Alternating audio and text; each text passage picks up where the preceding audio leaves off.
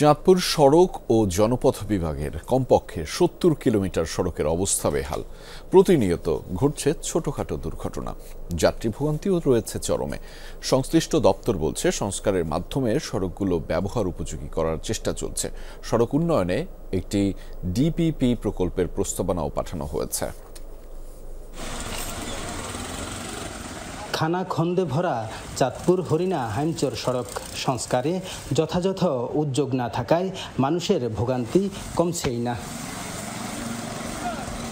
একই চিত্র কচুয়া, কাশিমপুর, মতলব এবং কামতাবাজার থেকে রামগঞ্জ সহ বেশ কয়েকটি সড়কে।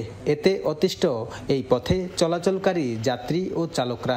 প্রতিদিনই ঘটছে ছোটখাটো দুর্ঘটনা, নষ্ট হচ্ছে পরিবহনের যন্ত্রাংশ, রোগী আনা নেয়ার ক্ষেত্রেও পোহাতে হয় বাড়তি ভোগান্তি। সুস্থ মানুষই তো সুস্থ থাকে না, রাস্তায় এই অবস্থা, শরীর লগে থাকে না ভাই, অনেক ব্যথা হয়ে যায়। আমার থেকে কাজে বেশিটা লয়ে যাইতেছে। দৈনিকে যে আমার গাড়ি সকালে নামাইছে, আবার গাড়ি নিয়ে কাজ করার লাগবে। ডেইলি দুই একটা গাড়ি উল্টে পড়ে, এক্সেল ভাঙে, এক্সেল খুইয়া যায়, চাক্কা খুইয়া যায়। সংশ্লিষ্ট দপ্তর বলছে, এসব সড়কে ক্ষুদ্র মেরামতের কাজ চলমান রয়েছে, তবে এতে সড়ক স্বাভাবিক হওয়ার সুযোগ কম।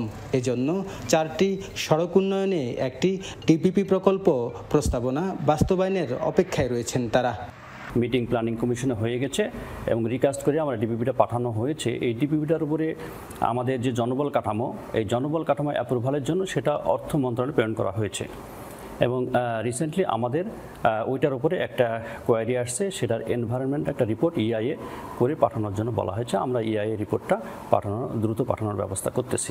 স্থায়ী প্রকল্পের মাধ্যমে দ্রুত সময়ের মধ্যে সড়কে সংস্কার কাজ করার তাগিদ জেলাবাসীর। কাদের পলাশ, যমুনা নিউজ, চাঁদপুর।